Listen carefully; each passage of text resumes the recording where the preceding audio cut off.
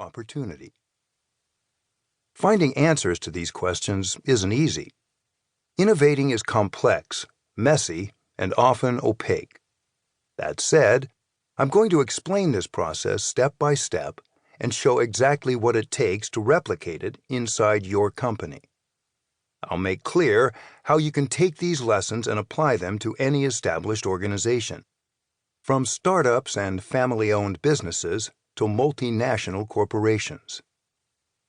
The reason I believe I'm a good teacher is because I have done the work myself. I co-founded 3 different venture-funded startups. I've been in the trenches struggling to find the right path for my companies. I know how hard it can be. I witnessed the rise and collapse of the dot-com bubble. I lived through the 2008 financial crisis. I rode several of the biggest tech waves, and I've taken all my experience, successes, and travails and used them as the foundation for my teaching. I've also worked for large public companies, including InfoSpace and Sega, coached managers from multinationals like IBM, Fujitsu, and Huawei, and helped numerous family-owned companies across Asia. Because of my diverse background, I'm able to look at innovation from both the perspective of a bootstrapped entrepreneur and a corporate executive. In this book, I approach innovation from both points of view. I show how innovation works in startups as well as in some of the world's largest conglomerates. So what is Founderspace? Founderspace is an incubator and accelerator for startup companies. Most people don't understand exactly what incubators and accelerators do, so I will explain. Incubators, like Bill Gross's Idea Lab, typically begin with their own ideas and then put together the team, funding, resources, and relationships necessary to transform a concept into a successful business. Accelerators don't form companies.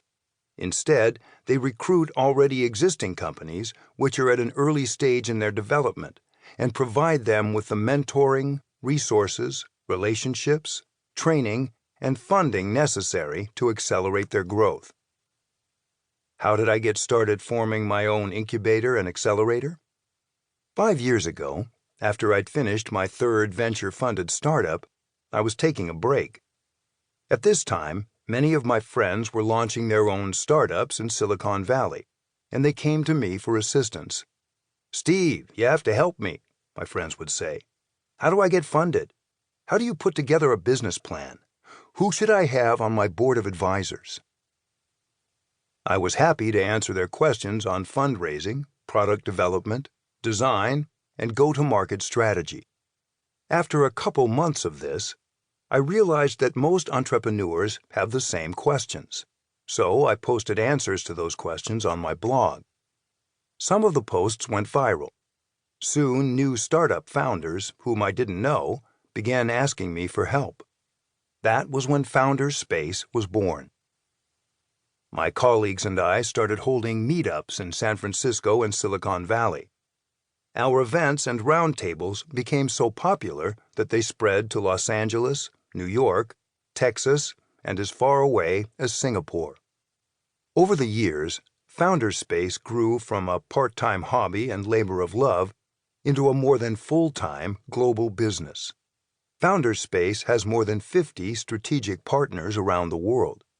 Our headquarters are in San Francisco. Our first goal was to help startups from all over the world to tap into the Silicon Valley ecosystem. As we expanded, so did our mission. We are now an international organization with those strategic partners in 22 countries. We believe innovators need to think globally, and Founderspace has become an educational and knowledge-sharing hub for worldwide entrepreneurship. Europe has been a big focus for us, and now we're expanding rapidly in Asia. We run in-depth courses across China, Taiwan, and Korea, and we launched a Founderspace incubator in Shanghai with plans to open up in Japan and Germany. Our mission is to continue expanding globally with Southeast Asia and Latin America next on our list. Within the past 2 years,